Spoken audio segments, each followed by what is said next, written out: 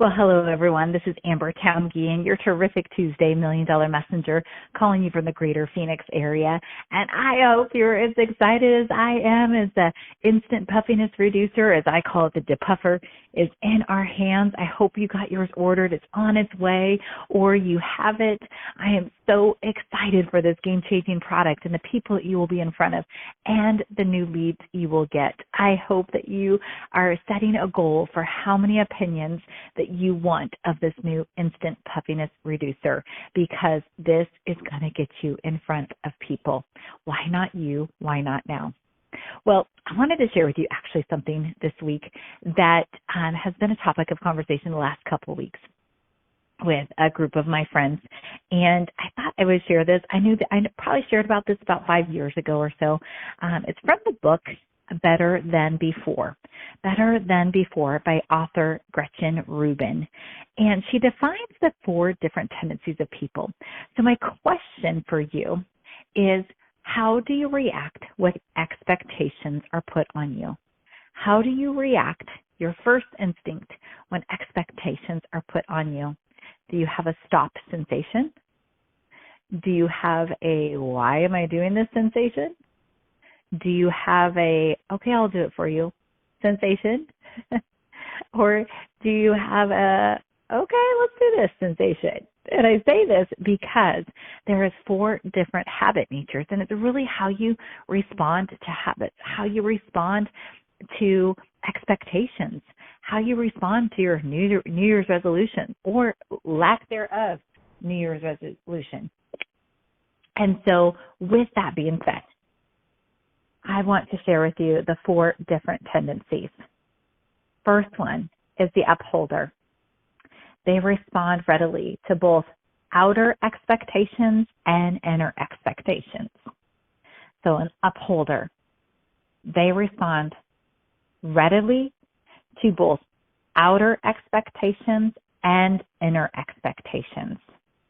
That is an upholder.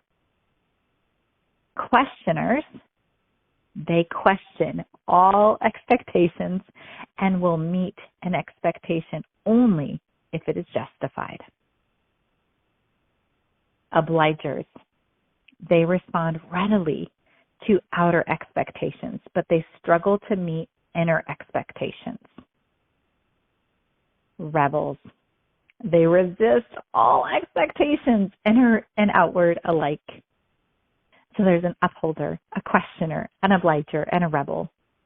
Now the questioner in the book, it will share that they will lean towards upholder once their questions are answered, or they will lean towards upholder or to rebel. I personally am a questioner, and I lean towards upholder. And so I just wanted to share with you about these because it is so very important to understand how your accountability will help you be successful in Mary Kay. Because an upholder is very good at being accountable to themselves and accountable to others. So you need to ask your sales director or senior sales director hey, can I just call and check in with you and let you know what I'm doing and bounce some ideas off of you? That's some things that an upholder would need. A questioner needs to know, why do I need to do it this way? Is it the most efficient way to do it? And do I have to do all of that to get the same results? That is absolutely me. So answer their questions if you're a questioner, but let somebody know that you absolutely love to be accountable, but you're going to do it no matter what. That's the questioner who leans towards upholder. A questioner who leans towards rebel, your first instinct is to have a stop instinct in you, to not do it.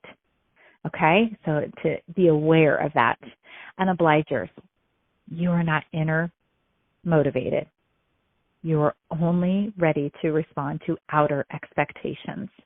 And so you need to communicate that with your leader or a girlfriend. And you need to be accountable. You need to decide that it's important to be accountable to somebody else in order to achieve your goals in Mary Kay. And it's okay that you're an obliger. About 85-90% of my unit are obligers. And so it's okay. A majority of you are obligers, but it's to figure out what does it look like for you to be accountable to have success. And rebels, oh, good gracious, Don't don't think that your sales director or your national is leading you to a cliff to push you off. But maybe share, hey, could you just throw me some options and then I can choose? Or maybe even just throw yourself some options so you can choose. But to understand that maybe to ask yourself a question, am I rebelling against this just to rebel? Or am I rebelling against this because it's really not a good choice? That would be my question for you. So are you an upholder, a questioner, obliger, or a rebel? Now, again, this came from the book Better Than Before, author Gretchen Rubin. Well, hopefully it made you think today, and hopefully you are getting your opinions out on the new Instant Puffiness Reducer. Either way, this is Amber Geehan, your terrific Tuesday $1 Million Messenger, signing off. Have an amazing Tuesday.